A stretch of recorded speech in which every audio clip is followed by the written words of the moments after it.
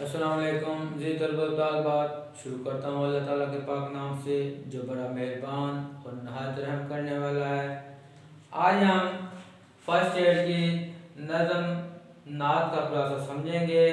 Board pattern के मुताबिक इस सवाल नंबर 5 होता है और 5 नंबर पर मुश्तमिल होता है। इस लेक्चर से पहले नज़म हम का खुलासा और नज़म का खुलासा लिखने का तरीक़ाकार मेरी ये वीडियो यूट्यूब चैनल पे मौजूद है, ज़रूर देखें। फिर भी मैं मुख्तलिफ बयान कर देता हूँ अगर किसी ने वो वीडियो नहीं देखी। ये अहम नुकात लिखे हैं मैंने। तरतीब और तसलसल का ख्याल रखा जाएगा। खुलासा लिखते हुए उसको एक ख़ास तरतीब से लिखा जाएगा। उसमें जो शेर की पहली लाइन है और आखिरी लाइन है वो आपके खुलासे में उसका एक मुआजना होना चाहिए, उसके मुताबिक ख़त्म होना चाहिए। तरतीब और तसलसल का ख्याल ज़रूर रखना है। नज़म के तमाम अहम निकात तहरीर करें। एक अच्छा और मेयारी खुलासा वही होता है जिसमें तमाम अहम निकात लिखे जाते हैं। नज़म के खुलासा का मवाद कम अज़ कम 10 सतूर और ज़्यादा से ज़्यादा 12 सतूर पर मुश्तमिल हो। बाज़ कुतुब में 8 से 10 सतूर बताई गई, लेकिन मैं समझता हूँ वो कम है, क्योंकि मैदान करबला में सब का मंजर, तस्लीम और रज़ा, ये ऐसी नज़में हैं जो तवील हैं और कुछ नज़में ऐसी हैं जो 7 अशार पर मुश्तमिल हैं। अगर हर शेर को एक मिसरे में बयान किया जाए तो हर मिसरे को एक लाइन में बयान किया जाए, इस तरह वो 14 लाइनें बनती हैं। तो 10 से 12 लाइन पर एक मुनासिब मेयारी खुलासा बनता है। मुश्किल अल्फाज का आसान मफ़हूम बनाएं। ये ना हो कि उन अल्फाज को ऐसे लिख दिया जाए, उनका आसान मफ़हूम बनाया जाए।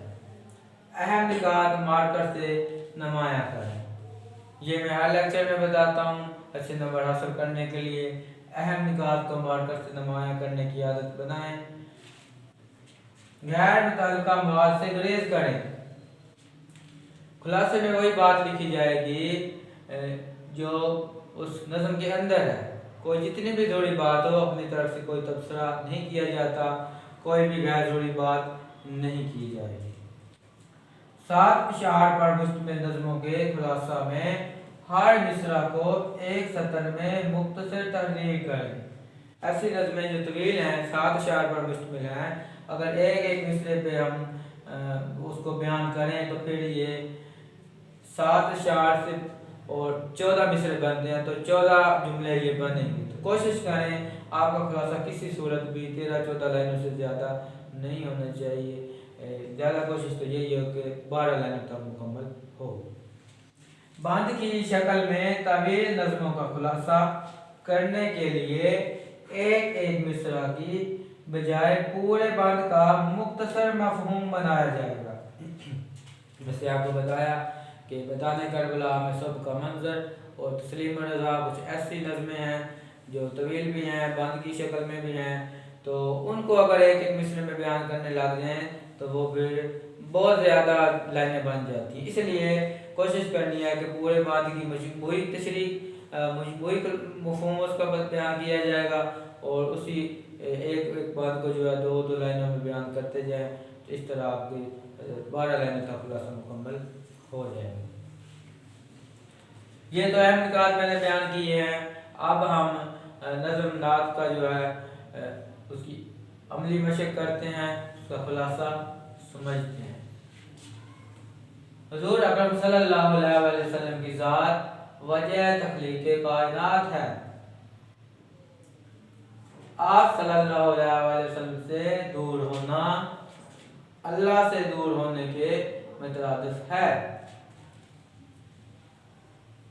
आप सल्लल्लाहु अलैहि वसल्लम सादिक और अमीन हैं। आपका अखलाक कुरान है। आपका इस्म मुबारक अज़ान और तकबीर का लाज़मी हिस्सा है। नज़र में अशार के मुताबिक ही ये सारे जुमले बनाए गए हैं, तरतीब और तसलसल का ख्याल रखा गया है और आपका इस मुबारक अज़ान और तकबीर का लाजमी हिस्सा है। जो मेरे स्टूडेंट हैं वो अच्छी तरह जानते हैं कि नमाज जमात होने से पहले जो है तकबीर कही जाती है इमाम के पीछे। तो आप सल्लल्लाहु अलैहि वसल्लम का इस मुबारक अज़ान में और तकबीर का लाजमी हिस्सा है। आप सल्लल्लाहु अलैहि वसल्लम ने दीन की खातिर बड़ी मुसीबतें झेली। आपकी अजमत है कि आप सल्लल्लाहु अलैहि वसल्लम ने इंसान को शाइस्तगी, खुददारी और तहजीब सिखाई। आप सल्लल्लाहु अलैहि वसल्लम की रहमत तो मुरवत के बाइस माहिर जैसा गुनाहगार भी आपके दामन से वाबस्ता है। इस पूरे खुलासे में देख लें, अपनी तरफ से कोई तबसरा नहीं किया गया। पहले शेर के मुताबिक और आखिरी शेर के मुताबिक जुमला आ रहा है और तरतीब और तसलसल का खास ख्याल रखा गया है। अगर इन बातों पर अमल किया जाए तो यही वो बुनियादी बातें हैं जिन पे अमल करके आप खुलासा में अच्छे नंबर हासिल कर सकते हैं। वैसे तो मैं हर लेक्चर में कहता हूँ कि उर्दू में जो है ज़्यादा लिखने से ज़्यादा नंबर आते हैं, लेकिन खुलासा के सवाल में ये असूल लागू नहीं होता। नज़म का खुलासा हो या सबकी खुलासा हो, उसमें ज़्यादा लिखने पर भी नंबर कटते हैं और कम लिखने पर भी नंबर कटते हैं। इसलिए ये बहुत ज़रूरी है कि आप उसकी जो मकदार बनती है उसके मुताबिक लिखें। उम्मीद है आपको आज का ये लेक्चर पसंद आया होगा। दुआ में याद रखिएगा। अल्लाह हाफ़िज़।